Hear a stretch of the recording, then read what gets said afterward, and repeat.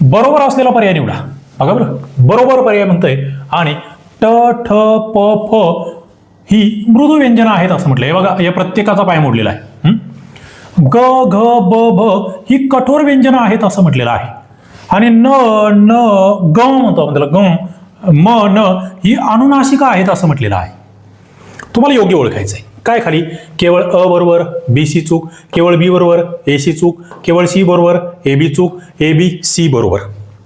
तुमच्यासमोर ऑप्शन आहेत, तुम्हाला ओळखायचं योग्य.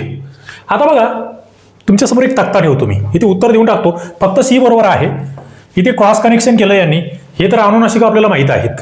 ओके, मृदू आणि कठोर मधला फरक लक्षात घ्या. मृदू व्यंजन आणि कठोर व्यंजन एक तक्ताच तुम्हाला देतोय मी, तुमचं कामच सोपं होऊन जाईल. काय म्हटलंय बघा, हे जे कठोर व्यंजन असतात ना, कठोर, त्याला अघोष असे म्हणतात.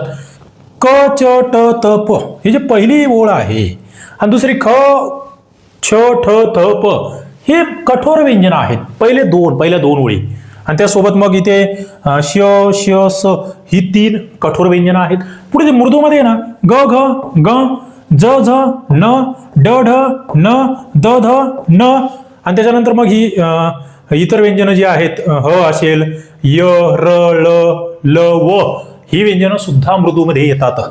म्हणजे पहिल्या 2 लाईन ज्या आहेत उभ्या त्या कठोर व्यंजनाच्या, पुढच्या 3 लाईन ज्या आहेत उभ्या त्या मृदू व्यंजनांच्या. आणि इतर मध्ये मग कठोर मध्ये हे स श श ते जे 3 आहेत ते लक्षात ठेवायचे.